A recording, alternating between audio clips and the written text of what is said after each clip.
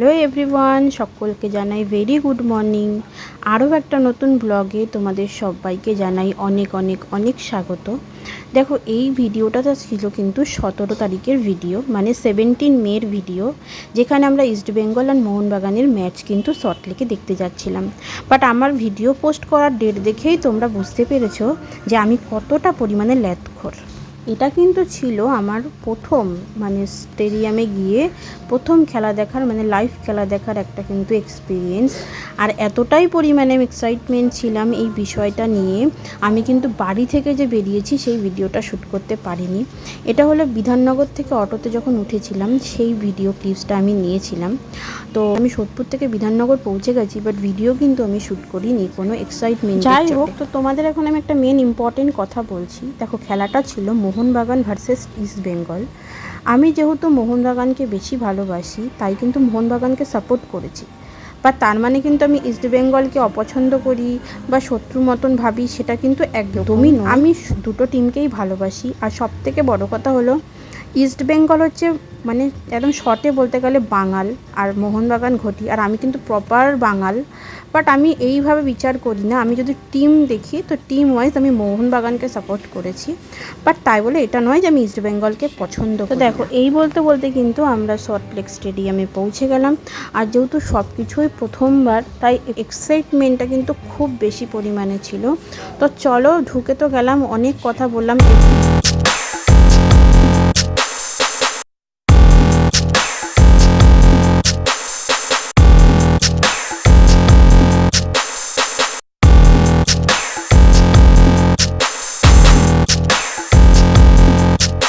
এবার তোমরা শুনে নাও মাঠে সবার উত্তেজনা।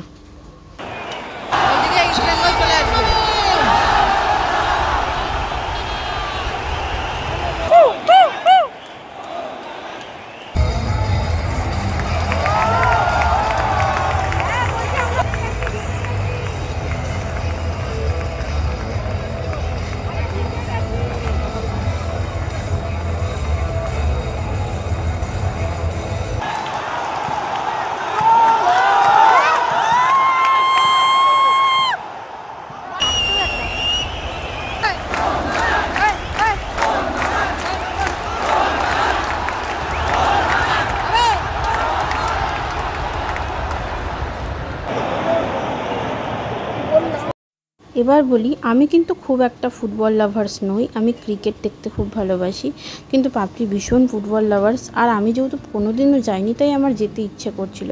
আর যেহেতু ফুটবল সম্পর্কে আমি সবটা জানিও না, তাই পাপড়িকে এখানে বারবার বিরক্ত করছিলাম যে এটা কি হলো, ওটা কি হলো, এই রেড কার্ড কেন দেখালো, এটা কেন দেখালো।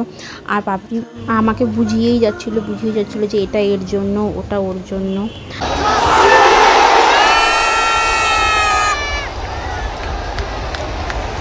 ও, আর তোমাদের সাথে তো একটা কথা শেয়ার করতে ভুলেই গেছি।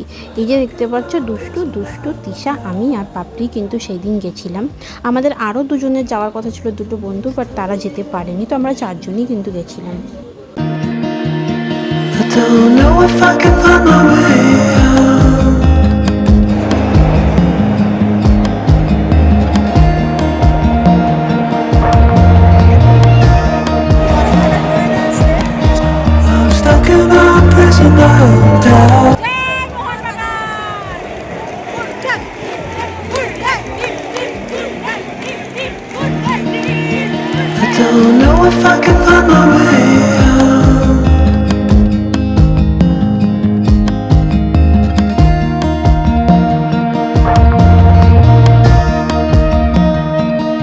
এই সময় হঠাৎ করে পেছনে দেখি ভীষণ মারপিট হচ্ছিল, কারণ এই মোহনবাগানের টিমের মধ্যে একটা ইস্টবেঙ্গলের ছেলে বসেছিল।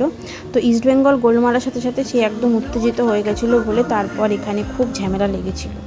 তো ঝামেলা দেখে তো আমরা ভীষণ ভয় পেয়ে গেছিলাম। তারপর যাই হোক, আবার খেলায় ফোকাস করলাম।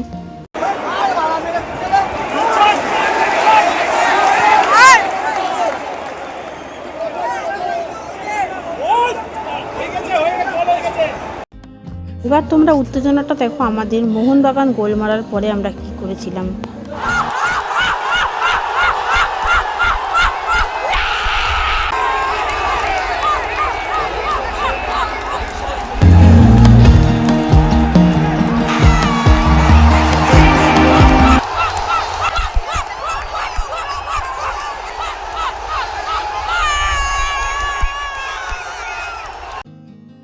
ভিডিওটা আমি ভালো করে তোমাদের সামনে তুলে ধরতে পারলাম না, কারণ আমি প্রথমেই বললাম যে আমি প্রচুর পরিমাণে এক্সাইটমেন্ট ছিলাম এই ম্যাচটা দেখার জন্য, তাই সবসময় ভিডিও ক্যামেরাটা অন করতেও পারিনি, বাট তার মধ্যে দিয়েও যতটুকু পেরেছি তোমাদের সাথে শেয়ার করেছি।